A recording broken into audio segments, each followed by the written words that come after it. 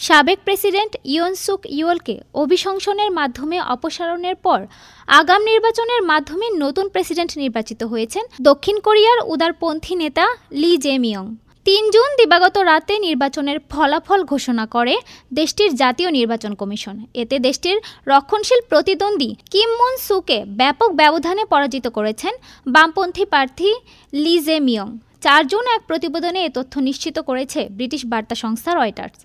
সব ভোট গণনার পর দেখা যায় বিরোধী দল ডেমোক্র্যাটিক পার্টির প্রার্থী লি ৪৯.৪২% ভোট পেয়ে জয়ী হন, আর তার নিকটতম প্রতিদ্বন্দ্বী ক্ষমতাসীন পিপল পাওয়ার পার্টির প্রার্থী কিম মুন সু পান ৪১.১৫% ভোট। বিশ্লেষকদের মতে নতুন প্রেসিডেন্ট লির সামনে আন্তর্জাতিক অঙ্গনে বেশ কয়েকটি চ্যালেঞ্জ অপেক্ষা করছে, বিশেষ করে যুক্তরাষ্ট্রের প্রেসিডেন্ট ডোনাল্ড ট্রাম্পের সঙ্গে কোরিয়ার শুল্ক নীতি ও নিরাপত্তা ইস্যুতে আলোচনার প্রয়োজন রয়েছে। অপরদিকে উত্তর কোরিয়ার পারমাণবিক হুমকির মুখে দক্ষিণ কোরিয়ার যুক্তরাষ্ট্রের সেনা মোতায়েন থাকলেও ওয়াশিংটন কিছু সেনা প্রত্যাহারের পরিকল্পনা করছে বলে গুঞ্জন উঠেছে। এর আগে লি জে-মিয়ং অতীতে দক্ষিণ কোরিয়া যুক্তরাষ্ট্র জোট নিয়ে সংশয় প্রকাশ করেছিলেন, তবে নির্বাচনী প্রচারে এবার কিছুটা নমনীয় অবস্থান নিয়েছিলেন তিনি।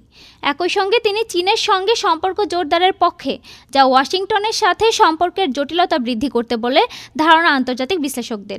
অপরদিকে নির্বাচনে জয়ের পর দক্ষিণ কোরিয়ার নাগরিকদের ঐক্যবদ্ধ হওয়ার প্রতিশ্রুতি দিয়েছেন মিয়ং। কঠিন এই পরিস্থিতিতে দেশটির ক্ষমতায় বসে আদর্শগত যুদ্ধের পরিবর্তে শান্তি ও ঐক্যের পরিবেশ তৈরি করবেন, এমনটাই আশা দেশটির সাধারণ নাগরিকদের।